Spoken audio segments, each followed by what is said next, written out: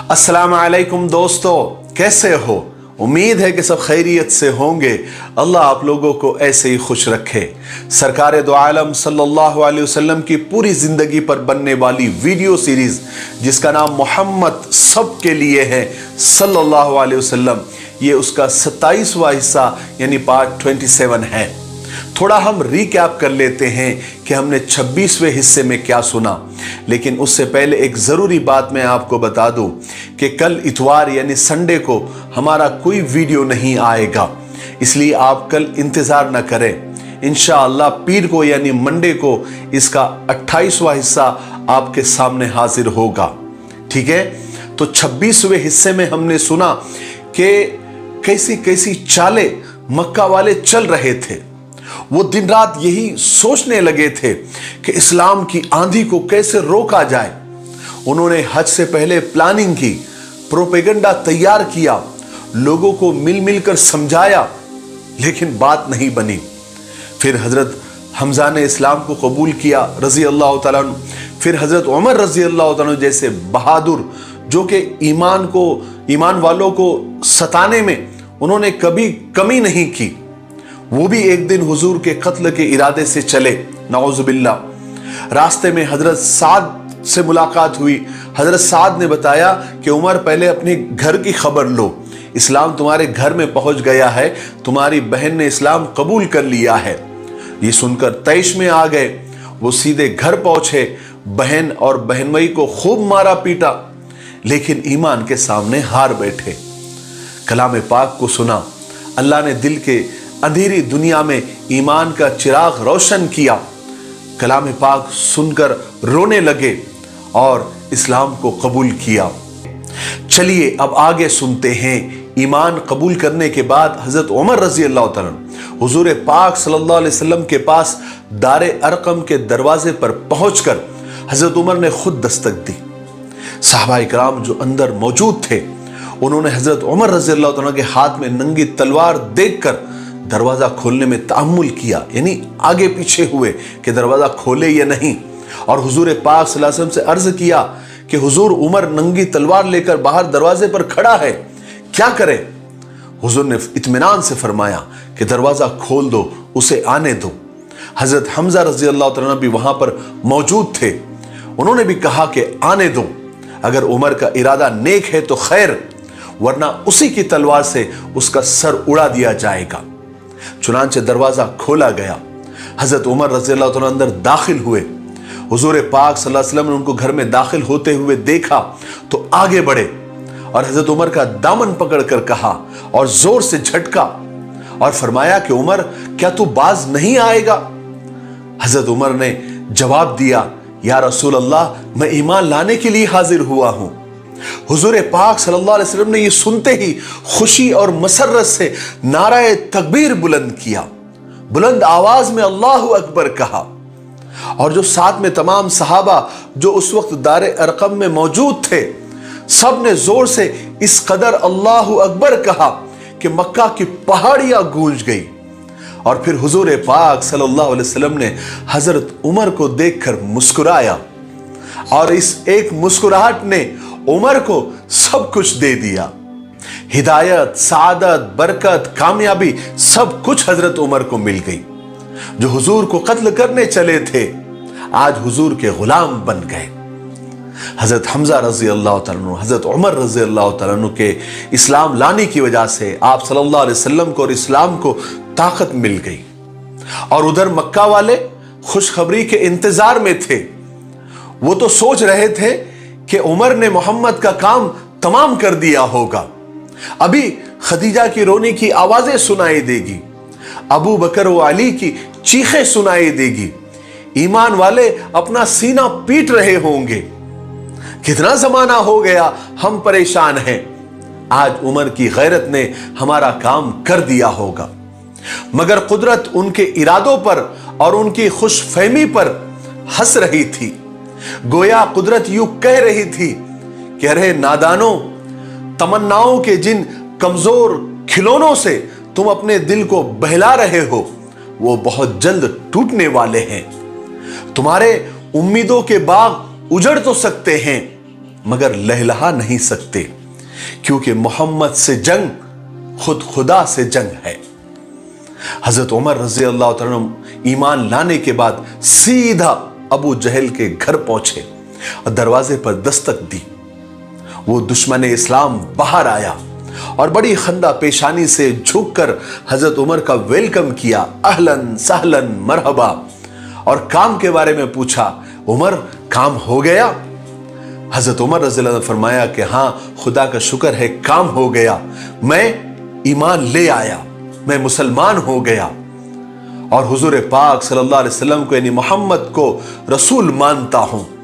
ये सुनते ही अबू जहल झल्ला गया और पैर पटकता हुआ और बालों को नोचता हुआ वापस अंदर चला गया। हजरत उमर रज़ी अल्लाह तआला अन्हु उसकी बेबसी पर मुस्कुराते हुए वापस हो गए। इसके बाद हजरत उमर हुजूर की खिदमत में हाजिर हुए और जाकर अर्ज किया कि हुजूर, अब हमको छुप कर और पोशीदा तौर पर घरों में नमाज पढ़ने की जरूरत नहीं है, बल्कि अभी अलल ऐलान खाने काबा में नमाज पढ़ी जाएगी और कोई भी हमारे रास्ते में आएगा तो उमर उसका मुकाबला करेगा। फिर क्या था, बिला रोक टोक ईमान वाले खाने काबा में नमाज पढ़ने लगे और इस्लाम को फैलाने का काम अब अलल ऐलान, छुप कर नहीं, अलल ऐलान होने लगा। यह नबूवत के 6 साल के आखिरी महीने का वाकया है। उस वक्त हजरत उमर की उम्र यानी एज 33 यानी 33 साल की थी। हजरत उमर रजी अल्लाह तआला अन्हु के ईमान लाने के बाद मक्का में ईमान वालों की तादाद 40 हो गई थी और ये तादाद हबशा में जो ईमान वाले थे उस तादाद के अलावा थी। हजरत उमर फारूक रजी अल्लाह तआला अन्हु के ईमान लाने से कुरैश को और मक्का वालों को बहुत गहरा सदमा पहुंचा था और उधर ईमान वाले खाने काबा में अलल ऐलान खुलेआम नमाज भी पढ़ने लगे थे और बहुत सारे ईमान वाले हबशा में नजाशी बादशाह की पनाह में आराम से रह रहे थे।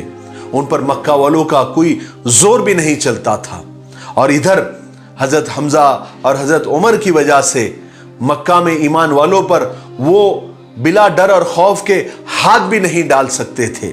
इसलिए मक्का वाले अब बहुत ज्यादा परेशान हो गए थे कि आखिर वो करे तो क्या करे।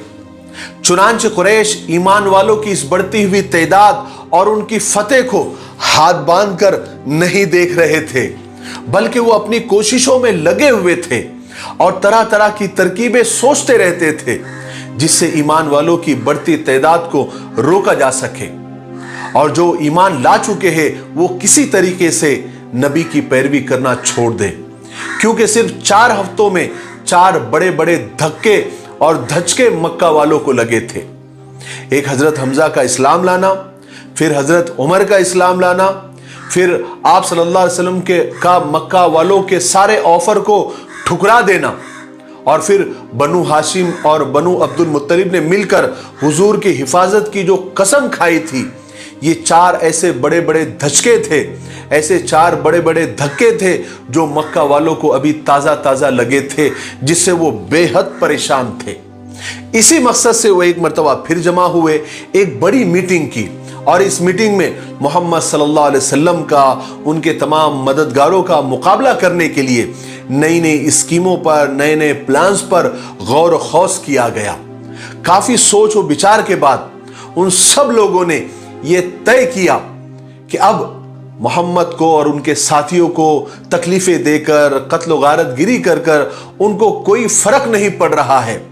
अब हम आखिरी बार अबू तालिब के पास जाएंगे और अगर वो अभी भी मोहम्मद को हमारे हवाले नहीं करते तो अब हम मोहम्मद का, उनके तमाम साथियों का, उनके तमाम हिमायतियों का पूरी तरह से मुकम्मल सोशल बायकाट कर देंगे। उनसे मिलने जुलने वालों का और लेन देन करने वालों का भी बायकाट कर दिया जाएगा। ना उन लोगों से कोई सलाम कलाम किया जाएगा, ना उनसे कोई चीज खरीदी जाएगी, ना उनको कोई चीज बेची जाएगी। गर्ज के उनके और हमारे दरमियान किसी किस्म का कोई ताल्लुक नहीं होगा, ना कोई वास्ता होगा, ना कोई मतलब होगा। बिल्कुल उनको हमारे समाज से बिल्कुल अलग थलग कर दिया जाएगा। इस फैसले को और ज्यादा पक्का और मजबूत करने के लिए उन्होंने इन सारी बातों को एक कागज पर, एक सहीफे पर लिख लिया और सबकी उस पर दस्तखत भी ली, यानी सबकी गवाही ली कि हम सब इसकी पूरी पूरी पाबंदी करेंगे। बड़े बड़े सरदारों ने भी इन बातों पर कसम खाई और फिर उस कागज को, उस सहीफे को काबे में ले जाकर टांग दिया ताकि कोई उसमें तरमीम न कर सके, रद्द बदल न कर सके, संशोधन न कर सके और इन फैसलों से कोई फिर न सके। उसके बाद कुरैश की एक जमात बनु अब्दुल मुत्तलिब और अबू तालिब और जितने भी आप सल्लल्लाहु अलैहि वसल्लम के हिमायती थे, जो आपके मददगार थे, जो आपका ताउन करते थे, मुआविन थे, उनके पास गई और उनसे कहा कि देखो, आपके सामने दो रास्ते हैं, दो सूरतें हैं, दो शक्लें हैं, आप उनमें से कोई एक कबूल कर लीजिए। पहली सूरत तो यह है कि आप मोहम्मद को हमारे हवाले कर दीजिए ताकि हम उसको कत्ल कर दें, नाउज़ुबिल्लाह। इस तरह आपको भी आराम हो जाएगा और इसके बदले में हम आपको बहुत सारा तावान देंगे, यानी बहुत सारा रुपया पैसा आपको देंगे। वरना दूसरी सूरत यह है कि अगर आप लोग नहीं माने तो पूरे मक्का वाले आप सब लोगों का बायकाट कर देंगे, कता ताल्लुक कर देंगे। हम आपसे ना कोई बात करेगा, ना आपको कोई सामान बेचेगा, ना आपसे कोई सामान खरीदेगा और इस तरह आप सब लोग भूखे मारे जाएंगे। अब बताओ आपकी क्या राय है? इस पर बनु अब्दुल मुत्तलिब यानी अब्दुल मुत्तलिब की औलाद, अबू तालिब और जो भी आप सल्लल्लाहु अलैहि वसल्लम के मददगार मुआविन की जमात थी, उन्होंने मोहम्मद सल्लल्लाहु अलैहि वसल्लम को उनके हवाले करने से साफ साफ इनकार कर दिया और कुरैश की जमात से कहा कि हम किसी भी हाल में, किसी भी कीमत पर मोहम्मद को तुम्हारे हवाले नहीं कर सकते। उसके बदले में हम कितनी भी परेशानियां, कितने भी चैलेंजेस कबूल करने के लिए तैयार हैं। फिर मक्का वालों ने कहा कि ठीक है, अगर तुम नहीं मानते फिर तुम्हारे और हमारे दरमियान एक दीवार अब खड़ी हो गई है, अब हम तुम्हारे सबका मुकम्मल बायकाट करते हैं। इस तरह कुरैश ने अब्दुल मुत्तलिब की औलाद का, बनु हाशिम का, आप सल्लल्लाहु अलैहि वसल्लम का और सहाबा का, ईमान वालों का और जो ईमान नहीं लाए थे लेकिन हुजूर के मददगार थे, हुजूर को सपोर्ट करते थे, वो भी उसमें शामिल थे। सिर्फ अबू लहब इस बायकाट से अलग रहा क्योंकि वो शुरू से ही मक्का वालों के साथ था, जो ईमान वालों का मजाक उड़ाने में, उनको गालियां देने में सबसे आगे आगे रहता था। ये पहला आदमी था अबू लहब जिसने सारे लोगों को ईमान वालों के मजाक करने के लिए, दुश्मनी करने के लिए उकसाया था और इसी ने बायकाट की बात भी शुरू की थी। इस तरह बनु हाशिम और ईमान वाले और हुजूर पाक सल्लल्लाहु अलैहि वसल्लम और सहाबा सारे मक्का वालों से कटकर एक घाटी में कैद होकर रह गए जो शेब अबी तालिब के नाम से मशहूर है। मक्का वाले कोई भी इन लोगों से यानी सहाबा से, हुजूर से और हुजूर की हिमायतियों से कोई मामला नहीं करता था, ना कोई राशन उन तक पहुंचने देता था, ना कोई चीज उनसे खरीदता था, ना उनको कोई चीज बेचता था, सिवाय 4 मोहतरम महीनों के जिनमें अरब हर किस्म की लड़ाई झगड़ा रोक देते थे। इन्हीं 4 महीनों के अंदर ईमान वाले और सहाबा उस कैद से बाहर निकल सकते थे और हाजी लोग इन्हीं मोहतरम महीनों में मक्का में आकर जमा होते थे। वो मोहतरम 4 महीने कौन से थे? मैंने पहले वीडियो में भी आप लोगों को बताया था। ज़िक़ादा, ज़िलहज्जा, मुहर्रम और रजब के वो महीने थे। मक्का के करीब ताजिर अपनी दुकान लगाते थे, बाजार लगाते थे। हुजूर पाक सल्लल्लाहु अलैहि वसल्लम इन्हीं 4 महीनों में भी उनके पास जाते थे, उन्हें अल्लाह के दीन की तरफ बुलाते थे, उन्हें जन्नत की खुशखबरी देते थे, जहन्नम से डराते थे और कहते थे कि अल्लाह को एक मान लो, मैं खुदा का पैगंबर हूँ और आखिरत की एक ज़िंदगी है जो मरने के बाद आने वाली है। आप सल्लल्लाहु अलैहि वसल्लम इन हालात में भी आपने दीन का काम नहीं छोड़ा। आप मुसलसल दीन का काम और लोगों को अल्लाह की तरफ बुलाने का काम किया करते थे। इस कैद बंद और बायकाट की वजह से ईमान वालों को बड़ी बड़ी तकलीफें उठानी पड़ी। जितना गल्ला, जितना राशन वो साथ लेकर गए थे वो जल्दी ही खत्म हो गया। भूख और प्यास जब हद से बढ़ जाती तो ये लोग कीकर के पत्ते खाकर वक्त गुजारते। सहाबा के बच्चे भूख से बिलबिलाते, तड़पते, यहां तक कि उनकी आवाज घाटी के बाहर भी सुनाई देती। और ये संगदिल मक्का वाले, ये पत्थर दिल मक्का वाले बच्चों की बिलबिलाहटों को सुनकर खुश होते थे, कहे लगाते थे, हंसते थे। जब भी मक्का में कोई गल्ला या खाने पीने की चीज कोई बेचने आता, कोई ताजिर वो चीजें लेकर आता, तो मक्का वाले लपक कर वो चीजें खरीद लेते ताकि ये गल्ला, ये राशन घाटी तक ना पहुंच सके। मगर सब लोग ऐसे नहीं थे, उनमें भी बहुत सारे रहमदिल लोग भी थे जो इस जुल्म को पसंद नहीं करते थे। वो लोग ऐसे हंसने वालों को बुरा भला कहते थे, उन्हें डराते थे कि तुमने मंसूर बिन इकरमा का हाल अपनी आंखों से नहीं देखा। ये मंसूर बिन इकरमा वो कुरैश का वो आदमी है जिसने ये बायकाट वाला मुआहिदा, ये एग्रीमेंट अपने हाथ से लिखा था। फिर अल्लाह की कुदरत देखिए कि उसका वो हाथ जिससे उसने वो एग्रीमेंट लिखा था, उसे पैरालिसिस का अटैक आया, यानी उसका हाथ शल हो गया और फिर जिंदगी भर अच्छा नहीं हुआ। इस घाटी की कैद में जो ईमान वालों ने मुसीबतें उठाई, उसका अंदाजा आपको इससे हो सकता है कि हुजूर पाक सल्लल्लाहु अलैहि वसल्लम के एक सहाबी हजरत साद बिन अबी वक्कास एक मर्तबा रात के अंधेरे में कहीं जा रहे थे। उनका पैर किसी गीली चीज पर पड़ा। वो इस कदर भूखे थे कि उन्होंने फौरन उसे उठाया और बगैर देखे उसको निगल लिया। हजरत साद बिन अबी वक्कास का ही दूसरा वाकया है कि एक मर्तबा वो रात के वक्त पेशाब के लिए निकले तो रास्ते में ऊंट की खाल का एक सूखा टुकड़ा, यानी चमड़े का एक टुकड़ा उनको मिल गया। उन्होंने जल्दी से उसे धोकर आग पर जलाया, उसको कूट कर उसका आटा, उसका सुफूफ बनाया, फिर पानी के साथ उसको पी लिया।